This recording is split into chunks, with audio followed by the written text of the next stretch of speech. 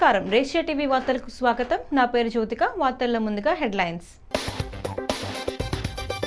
Rayalaseema declaration అమలు చేస్తాం, హంద్రీనీవా నీటి విడుదలలో చంద్రబాబు.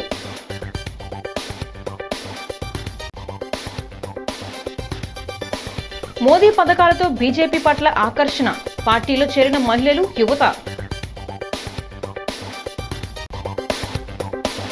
జంతువుల సంరక్షణకు సొసైటీలు ఏర్పాటు చేయాలి, జిల్లా ప్రధాన న్యాయమూర్తి గంధం సునీత సూచన.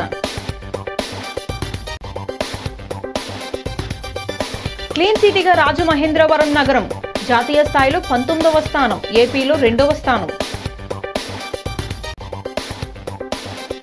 కార్మికులకు న్యాయం చేయకపోతే ఎంతవరకైనా వెళ్తాం, రాజనగరం మాజీ ఎమ్మెల్యే జక్కంపూడి రాజా. రాయలసీమను రతనాల సీమగా మారుస్తానని, సీమలోని ప్రతి ఎకరాకు నీళ్లివ్వడమే తన లక్ష్యమని చంద్రబాబు నాయుడు పేర్కొన్నారు. నంద్యాల జిల్లా నందుకొట్టూరు మండలం మల్యాల హంద్రీనీవా సుజల స్రవంతి పంపింగ్ స్టేషన్ నుంచి నీటిని విడుదల చేసి జలహారతి ఇచ్చారు. అనంతరం అల్లూరులో బహిరంగ సభలో మాట్లాడారు. రాయలసీమ చరిత్రలో నేడు ఒక శుభదినం. సీమను మార్చేది నీళ్లే. నేను ఇక్కడే పుట్టి పెరిగా. కరువు కష్టాలు నాకు తెలుసు. అందుకే హంద్రీనీవా పనులను 100 రోజుల్లోనే పూర్తి చేసి చూపించాం. కాల్వలో ఇకపై 3850 క్యూసెక్కుల నీరు ప్రవహిస్తుందన్నారు. నంద్యాల జిల్లా మాల్యాల నుంచి చిత్తూరు వరకు నీళ్లందుతాయి. మిగిలిన పనులు కూడా పూర్తి చేస్తాం. 100 రోజుల్లో కాల్వ సామర్థ్యాన్ని రెట్టింపు చేయటం సాధ్యం కాదన్నారు. చేసి తీరాలని చెప్పి పూర్తి చేయించి రికార్డు సృష్టించాం. ఫలితంగా 40 టీఎంసీలను రాయలసీమకు పంపేందుకు అవకాశం కలిగిందన్నారు. ప్రజాప్రతినిధులు, అధికారుల చిత్తశుద్ధికి అభినందనలు అని ప్రశంసించారు. రాయలసీమ డిక్లరేషన్ అమలు చేస్తాం.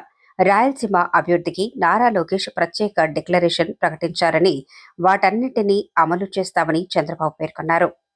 ఈ రాయలసీమ చరిత్ర తిరగ రాయగలుగుతామని ఆలోచించిన ఒకే ఒక వ్యక్తి నందమూరి తారక రామారావు గారు. ఒకప్పుడు రాయలసీమకు నీళ్లు రావన్నారు. కొంతమంది రాజకీయాలు చేశారు. ఇప్పుడే కేశవ్ గారు చెప్పినట్టు ఇక్కడ పెత్తందారులు ఉన్నారు. అందరూ పేదరికంలో ఉండాలి, కొంతమంది మాత్రం పెత్తనం చేయాలి. కానీ ఈ రాయలసీమను బాగు చేయాలని ఎప్పుడూ ఆలోచించలేదు. ఆ రోజు ఎన్టీ రామారావు గారు ముఖ్యమంత్రి అయినప్పుడు హంద్రీనీవా, గాలేరు నగిరి, తెలుగు గంగ ఇలాంటి ప్రధానమైన ప్రాజెక్టులకు శ్రీకారం చుట్టిన ఒక ఉన్నతమైన నాయకుడు ఎన్టీఆర్ అని మరొక్కసారి మీ అందరికీ విజ్ఞప్తి చేస్తున్నా. ఆ రోజు ఇందిరాగాంధీ గారు Maharashtra CM, Karnataka CM, Tamil Nadu CM అయినటువంటి ఎంజీఆర్ సమక్షంలో చెన్నైకి నీళ్లు ఇవ్వాలంటే కాదు, నా రాయలసీమకు నీళ్లు ఇచ్చిన తర్వాత చెన్నైకి నీళ్లు ఇస్తానని చెప్పిన ఏకైక నాయకుడు నందమూరి తారక రామారావు గారు అని చెప్పి నేను మీకు తెలియజేస్తున్నా. అక్కడ నుంచి ప్రారంభమైంది. నేనే 1995లో ఉరవకొండలో హంద్రీనీవాకి ప్రారంభం చేశాను, శ్రీకారం చుట్టాను. ఇది మామూలు ప్రాజెక్టు కాదు. అందరూ అనుకున్నారు ఇది అసాధ్యం. 554 కిలోమీటర్లు ఇక్కడ బయలుదేరి నేరుగా చిత్తూరుకి వెళ్తుంది, ఇంకో పక్క కుప్పానికి వెళ్తుంది. ఇంత దూరం ఉండే ప్రాజెక్ట్ ఎక్కడా లేదు.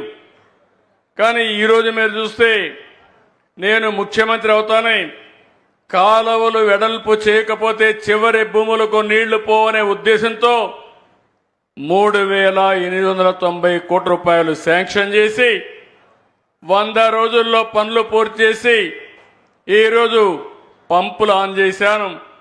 10-15 రోజుల్లో చివరి వరకు నీళ్లిచ్చి అన్ని చెరువులు నింపే బాధ్యత నేను తీసుకుంటానని చెప్పి మీ అందరికీ హామీ ఇస్తున్నా. ప్రధాని నరేంద్ర మోడీ అమలు చేస్తున్న సంక్షేమ పథకాలు దేశ క్షేమాన్ని కాంక్షిస్తూ సాహసోపేతంగా తీసుకుంటున్న నిర్ణయాల వల్ల దేశవ్యాప్తంగా బీజేపీకి మరింత జనాదరణ పెరుగుతుందని రాజమహేంద్రవరం పార్లమెంట్ సభ్యురాలు దగ్గుపాటి పురంధేశ్వరి అన్నారు. మోదీ పథకాలకు ఆకర్షితులై పార్లమెంటు నియోజకవర్గం పరిధిలోని పలు మండలాల నుంచి పెద్ద ఎత్తున యువత, మహిళలు శుక్రవారం స్థానిక క్వారీ మార్కెట్ జంక్షన్లో ఉన్న బీజేపీ కార్యాలయంలో పార్టీలో చేరారు. వారికి ఎంపీ దగ్గుపాటి పురంధరేశ్వరి, శాసనమండలి సభ్యుడు సోము వీర్రాజు కండువాలు కప్పి సాదరంగా ఆహ్వానించారు. ఎంపీ మాట్లాడుతూ పహల్గామ్లో విహారయాత్ర కోసం కాశ్మీర్ వెళ్లిన యాత్రికులకు దారుణంగా తీవ్రవాదులు కాల్చి చంపారన్నారు. మోదీ ఆపరేషన్ సింధూర్ను అమలు చేసి పాకిస్తాన్కు చెందిన తీవ్రవాదులు వారి స్థావరాలను ధ్వంసం చేయడం జరిగిందన్నారు. సోము మాట్లాడుతూ పార్టీలో చేరిన వారందరూ క్రియాశీలకంగా పనిచేయాలని, కమిటీలు వేసి బూత్ స్థాయి వరకు పార్టీని నడిపించాలని సూచించారు. జిల్లా అధ్యక్షుడు పిక్కి నాగేంద్ర, నాయకులు వై రంగబాబు, అడవాల రామకృష్ణ, రొంగల గోపి, పొట్లూరి రామ్మోహన్ తదితరులు పాల్గొన్నారు. ఎందరో యువకులు, ఇందాక జిల్లాధ్యక్షులు వారు చెప్పినట్లుగా నాయకులు కావచ్చు, యువత కావచ్చు, అదేవిధంగా విద్యార్థికులు కావచ్చు, వారందరూ కూడా భారతీయ జనతా పార్టీ వైపు ఆకర్షితులయ్యి పార్టీలో చేరడానికి ముందుకు రావడం జరుగుతుంది. ఆ నేపథ్యంలోనే ఇవాళ చాలా మందిని ఇక్కడ రాజమండ్రి జిల్లాలో కూడా చాలా మందిని పార్టీలో చేర్చుకోవడం జరిగింది. అయితే వారందరూ కూడా గుర్తుంచుకోవాల్సినటువంటి విషయం కేవలం కండువా కాదు, కండువాతో పాటుగా బాధ్యతలు కూడా వస్తాయనేటువంటి విషయాన్ని చేరినటువంటి వారు గమనించాలి. ఎందుకంటే ఏదైతే దేశానికి, రాష్ట్రానికి, పౌరులకి సేవ చేస్తూ వచ్చిందో భారతీయ జనతా పార్టీ, కండువా వేసుకున్న తర్వాత భారతీయ జనతా పార్టీ కార్యకర్తగా ఈ విషయాలన్నీ కూడా ప్రజల వద్దకి తీసుకుని వెళ్ళి చెప్పవలసినటువంటి బాధ్యత ప్రతి కార్యకర్త మీద ఉంటుంది అనేటువంటి విషయాన్ని గమనించి, గుర్తించి మీరందరూ కూడా ఎవరైతే వాళ్ళ పార్టీలోకి వచ్చారో వారందరినీ కూడా మరి ఒక్కసారి సాదరంగా స్వాగతిస్తూ మీరు ఈ బాధ్యతని బాధ్యతాయుతంగా నిర్వర్తించాలి అని చెప్పి అభ్యర్థిస్తూ సెలవు తీసుకున్నాను. దృష్టిలో పెట్టుకుని ఈవేళ సమావేశంలో మనకు వచ్చినటువంటి ఇన్పుట్ ఏంటంటే ఒక 7-8 క్రియాశీలక సభ్యులు తయారు అయ్యారు.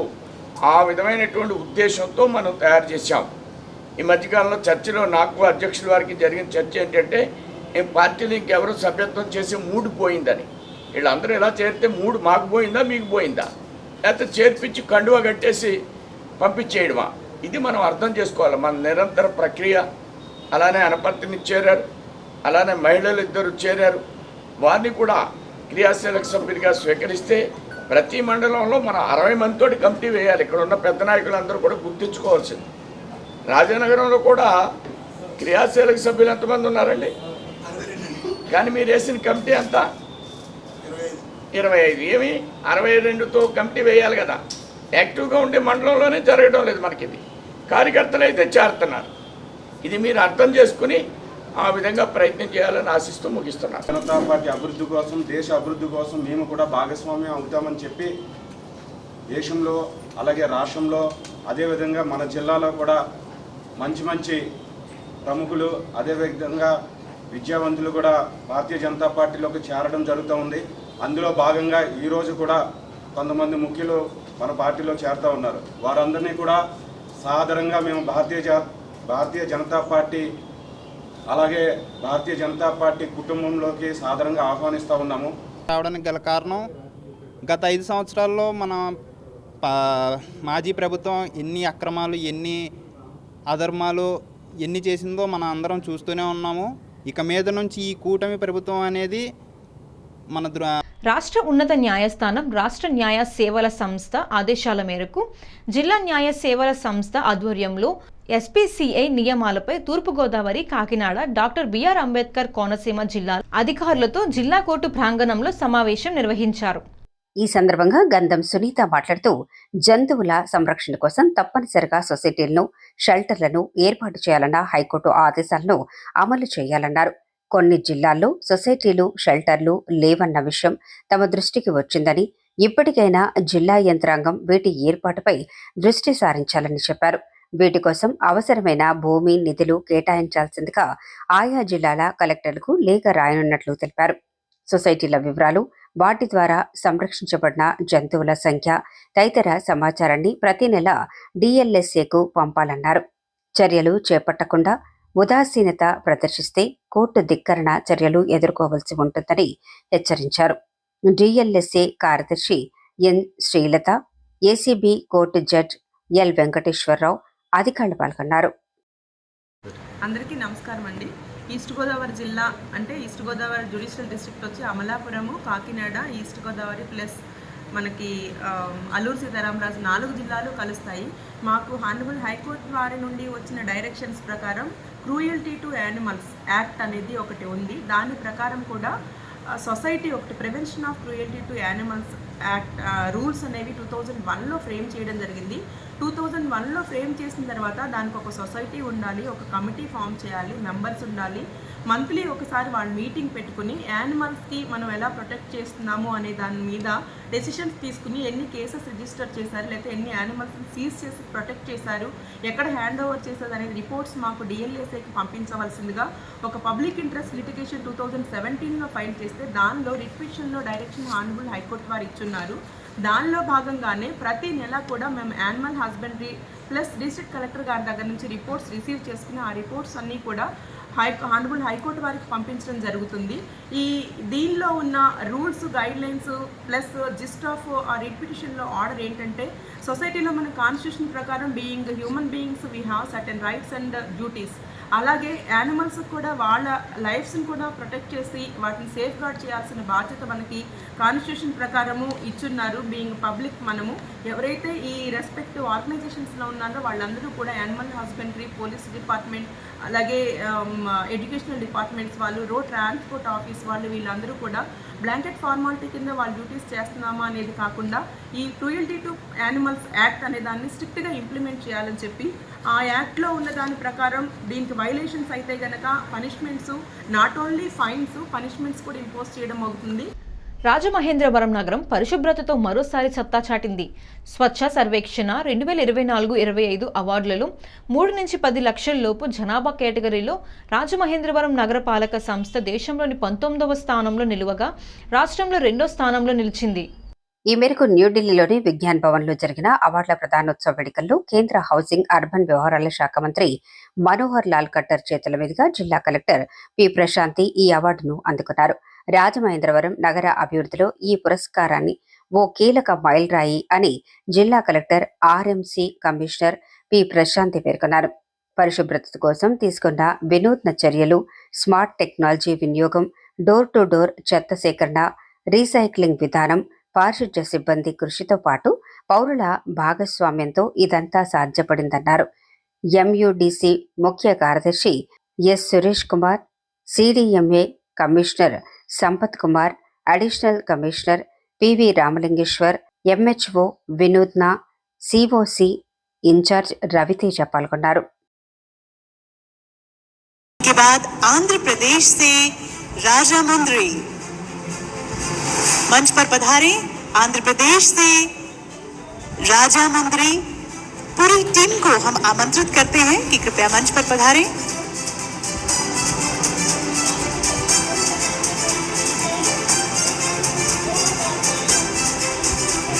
इनके बाद जयरामपुर की टीम तैयार रहे.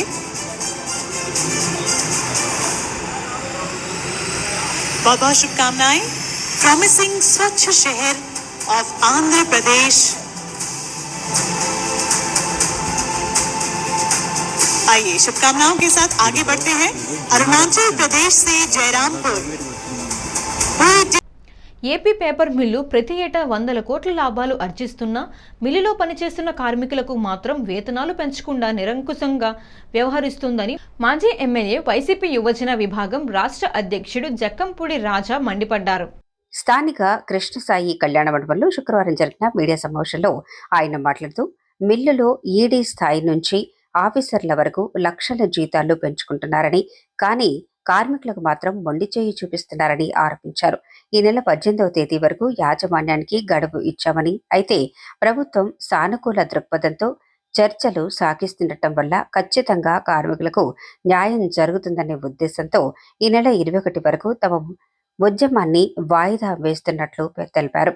కార్మికులకు న్యాయం చేయడానికి ఎంతవరకైనా వెళ్లటానికి తాము సిద్ధంగా ఉన్నామని, రాజకీయాలు పార్టీలకు అతీతంగా తమ ఉద్యమం కొనసాగుతుందని రాజా స్పష్టం చేశారు. సమావేశంలో ఆయన 2014 నుంచి ఇప్పటి వరకు మిల్లు లాభాలు, ఆస్తుల పెరుగుదల, జీతాల లెక్కలను అంకెలతో సహా వివరించారు. YCP parliament incharge doctor Guduru Srinivas, Nandepu Srinivas తదితరులు పాల్గొన్నారు.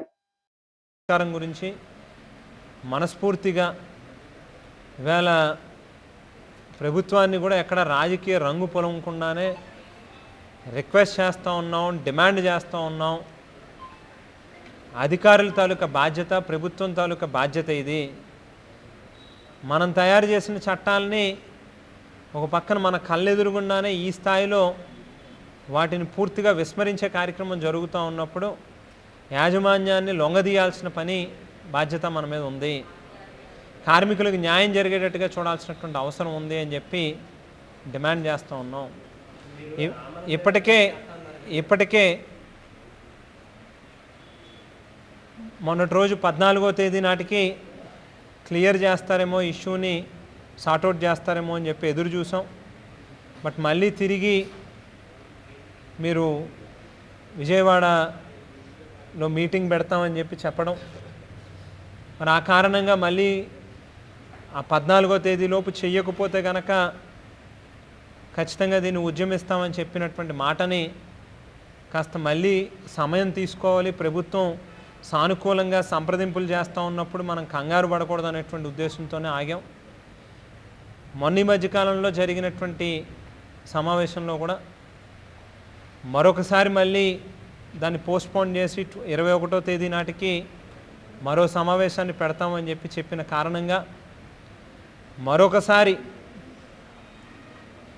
సానుకూలమైన ఒక పాజిటివ్ రిజల్ట్ వస్తుంది, ఎండ్ వస్తుంది, కార్మికులకు న్యాయం జరుగుతుంది అనేటువంటి ఒక విశ్వాసాన్ని వ్యక్తపరుస్తూ మరొకసారి ఈ యొక్క యాజిటేషన్నో లేకపోతే ఇంకోటో అది ఇంకా కాస్త పోస్ట్పోన్ చేసుకుంటా ఉన్నాం. బట్ 14th నుంచి కూడా ఇక్కడే పేపర్ మిల్ గేట్ ఎదురుగుండానే మన టీకే విశ్వేశ్వరరెడ్డి గారి కళ్యాణ మండపం, కృష్ణసాయి కళ్యాణ మండపంలో ఇక్కడే డే అండ్ నైట్ ఇక్కడే ఉంటా ఉన్నాం. గవర్నమెంటు, మేనేజ్మెంటు కలిసి ఓ నిర్ణయానికి వచ్చి కార్మికులకి మంచి చేస్తారు అని చెప్పి ఎదురు చూస్తున్నాం. అది కానటువంటి పక్షంలో ఖచ్చితంగా దీని మీద ఎంతవరకు అయినా కూడా వెళ్తాం. అందులో ఎక్కడా కూడా రాజీ పడేటటువంటి రేషన్ డీలర్లకి ప్రజా పంపిణీ బాధ్యతను తిరిగి అప్పగించినందుకు ముఖ్యమంత్రి, డిప్యూటీ సీఎం మంత్రి నారా లోకేష్, పౌర సరఫరాల మంత్రి నాదెండ్ల మనోహర్కి రాష్ట్ర చౌకదారుల దుకాణదారులు సంఘాల సంక్షేమ సమాఖ్య అధ్యక్షుడు కోనపరెడ్డి, ఎస్పీ రామారావు ధన్యవాదాలు తెలిపారు. అయితే డోర్ డెలివరీ ఛార్జీలు పెరిగినందున డీలర్లకు కిలో బియ్యానికి ₹3 వరకు కమిషన్ పెంచాలని కోరారు. రాజమండ్రి ప్రెస్ క్లబ్లో శుక్రవారం జరిగిన మీడియా సమావేశంలో ఆయన మాట్లాడుతూ, వృద్ధులకు, దివ్యాంగులకు, అనారోగ్య బాధితులకు కూటమి ప్రభుత్వం డోర్ డెలివరీ ప్రారంభించి ప్రజలకు ఎంతో మేలు చేసిందన్నారు.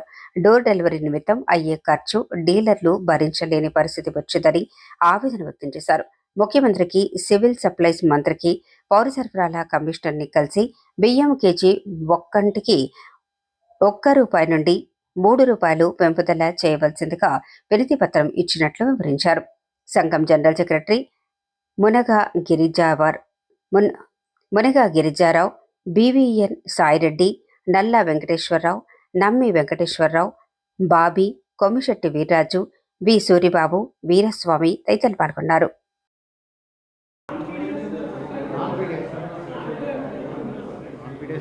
కూటమి ప్రభుత్వానికి ధన్యవాదాలు తెలియజేసుకుంటున్నాం. అలాగే మన రాజమండ్రి సిటీ ఎమ్మెల్యే ఆదిరెడ్డి వాసు గారికి కూడా మా అభినందనలు తెలియజేసుకుంటున్నాం.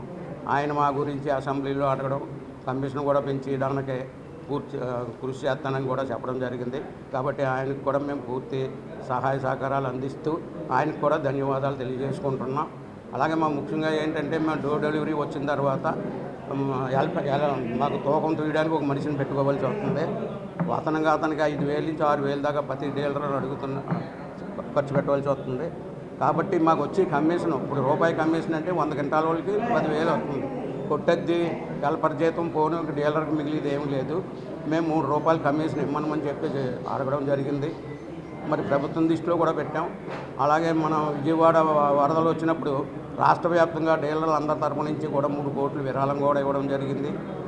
ఆ సందర్భంలో మన ముఖ్యమంత్రి గారిని కమిషన్ పెంచమని అడగడం జరిగింది.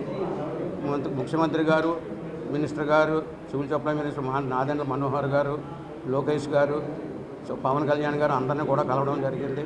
వాళ్ళందరూ కూడా సానుకూలంగా స్పందించి కమిషన్ పెంచడానికి ఏర్పాట్లు చేస్తున్నామన్నారు. వాళ్ళు మాకు తెలిసిన సమాచారం ప్రకారంగా అయితే 160 రూపాయల నుంచి 2 రూపాయల వరకు పెంచుతా ఉన్నట్టుగా తెలిసింది. అయినా మాకు సరిపోదు కాబట్టి 3 రూపాయలు పెంచమని చెప్పి మీ ద్వారా మేము అడుగుతున్నాం. మీరు కూడా ప్రభుత్వాన్ని తెలియజేయకుండా కోరుతున్నాం. అలాగే ICDS, MDM బిల్లులు పెండింగ్లో ఉండిపోయి ఆ బిల్లు కూడా త్వరగా ఇప్పించవలసిందిగా కోరుతున్నాం. రూరల్ మండలం కొంతమూరు గ్రామంలో తెలుగుదేశం పార్టీ ఆధ్వర్యంలో ఏర్పాటు చేసిన సుపరిపాలనలో తొలి అడుగు కార్యక్రమానికి హాజరైన గోరంట్ల ఇంటింటికి వెళ్లి కూటమి ప్రభుత్వం అమలు చేస్తున్న పథకాలను వివరిస్తూ కరపత్రాలను పంపిణీ చేశారు. గ్రామంలో ప్రజలు గోరంట్లకు ఘన స్వాగతం పలికారు. గోరంట్ల మాట్లాడుతూ కూటమి ప్రభుత్వం ఏర్పడిన తర్వాత కోలమూరు పంచాయతీలో కోట్లాది రూపాయలతో అనేక రోడ్లు, డ్రైనేజీలు పూర్తి చేశామని, అలానే మరికొన్ని పనులు వేగంగా జరుగుతున్నాయని తెలిపారు. రాష్ట్రంలో సంక్షేమ కార్యక్రమాలు అమలు చేస్తూనే అభివృద్ధిలో కూడా ముందుకు వెళుతున్నామని తెలిపారు.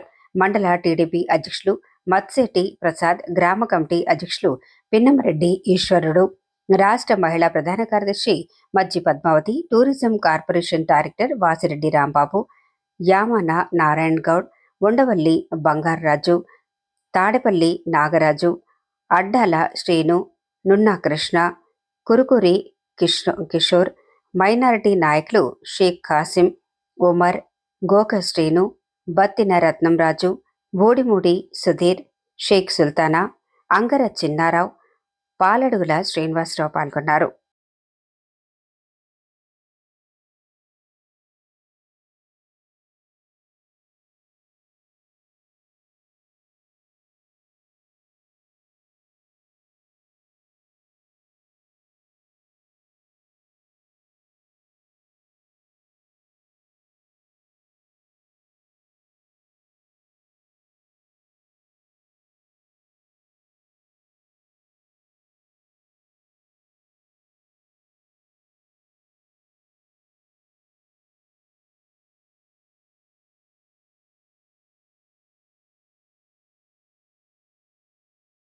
వైసీపీ 5 ఏళ్ల పాలనలో పేపర్ మిల్లును నాశనం చేసి వెంటిలేటర్ మీదకు చేర్చారని, ఆనాడు వైసీపీ ప్రజాప్రతినిధులు వర్గ విభేదాలతో మిల్లు కార్మికుల భవిష్యత్తుతో చెలగాటం ఆడారని టీఎన్టీయూసీ నాయకులు ధ్వజమెత్తారు. టీఎన్టీయూసీ ఆఫీసులో శుక్రవారం మీడియా సమావేశం నిర్వహించారు. టీఎన్టీయూసీ రాష్ట్ర ప్రధాన కార్యదర్శి వర్రి శ్రీనివాసరావు మాట్లాడుతూ కూటమి ప్రభుత్వం మిల్లు కార్మికులకు మంచి అగ్రిమెంట్ చేయడానికి సన్నాహాలు చేస్తోందని, ముఖ్యమంత్రి చంద్రబాబు నాయుడు ప్రిన్సిపల్ సెక్రటరీ స్వయంగా ఈ అంశంపై దృష్టి సారించి వారం రోజుల్లో కార్మికులకు మంచి అగ్రిమెంట్ చేయడానికి చర్చలు జరుగుతున్నాయని తెలిపారు.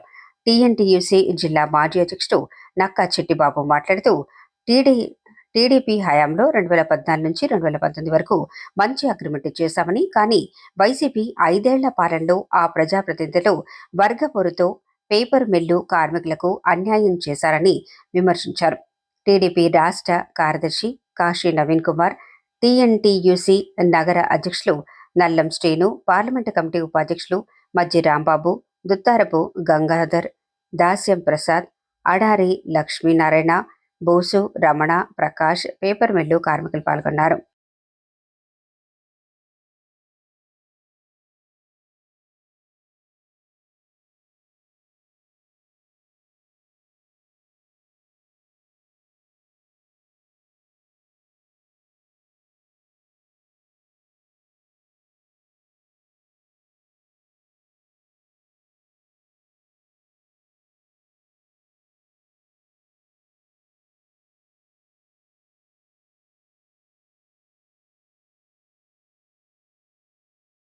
పగలంతా రెక్కి నిర్వహించడం, రాత్రికి ఇంట్లో విలువైన వస్తువులు, ద్విచక్ర వాహనాలను మాయం చేస్తున్న 2 యువకుల్ని తూర్పుగోదావరి జిల్లా పోలీసులు చాకచక్యంగా అరెస్ట్ చేశారు. North zone DSP why Srikanth ఈ కేసుకి సంబంధించిన వివరాలు మీడియాకు వెల్లడించారు.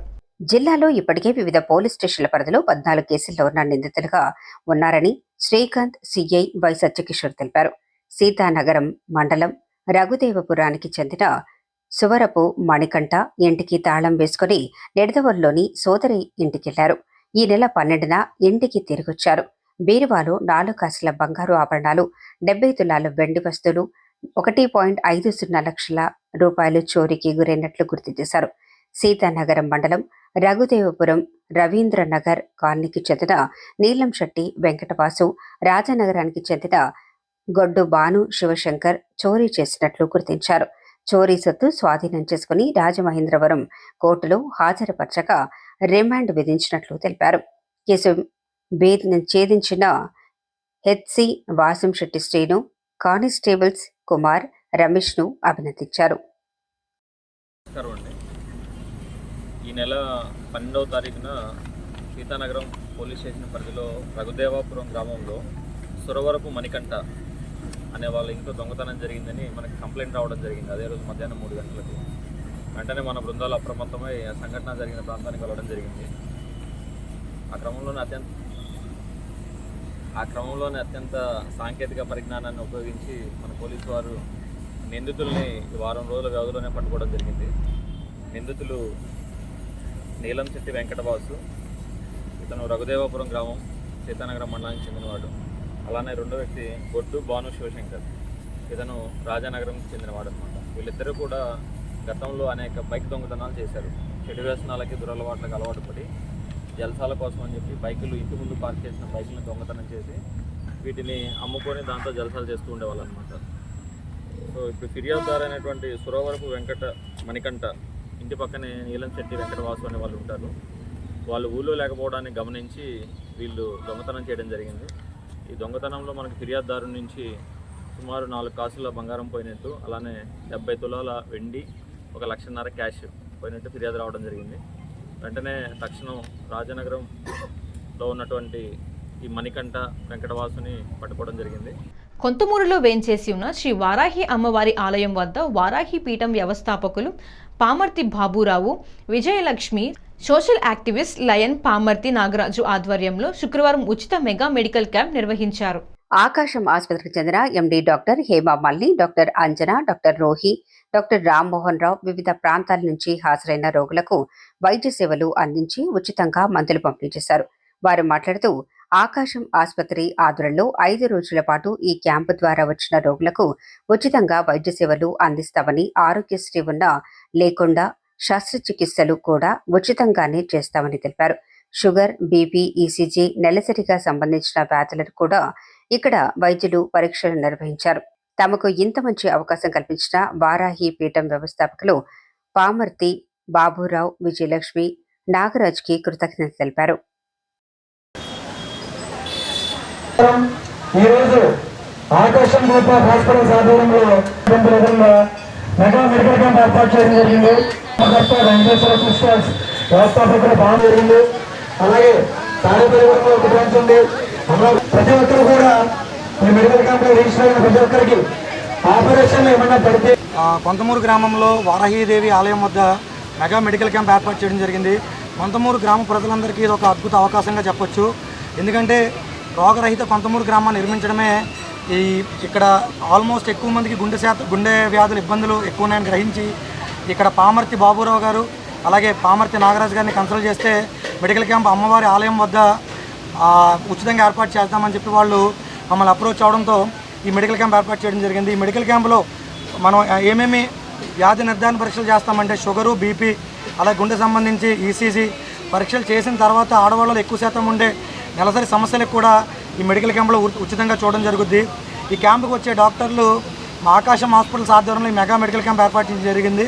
ఇది మాకు రాజమండ్రిలో ఒక బ్రాంచ్ ఉంది, అమలాపురంలో ఒక బ్రాంచ్ ఉంది, తాడేపల్లిగూడెంలో కూడా ఉంది. సో ఇక్కడ వచ్చిన ప్రతి ఒక్కరికి కూడా వచ్చే 5 రోజులు ఈ క్యాంపు నుంచి వచ్చిన ప్రతి ఒక్కరికి కూడా వచ్చే 5 రోజులు కూడా ఇక్కడ వ్యాధి నిర్ధారణ జరిగినప్పటికీ వాళ్ళకి ఏమైనా ఆపరేషన్ పడితే ఆరోగ్యశ్రీ ఉన్నా లేకపోయినా మా హాస్పిటల్ ఉచితంగా ఆపరేషన్ చేయడానికి నిర్ణయించుకోవడం జరిగింది. ఈ వార్తలు ఇంతటితో సమాప్తం. నమస్కారం.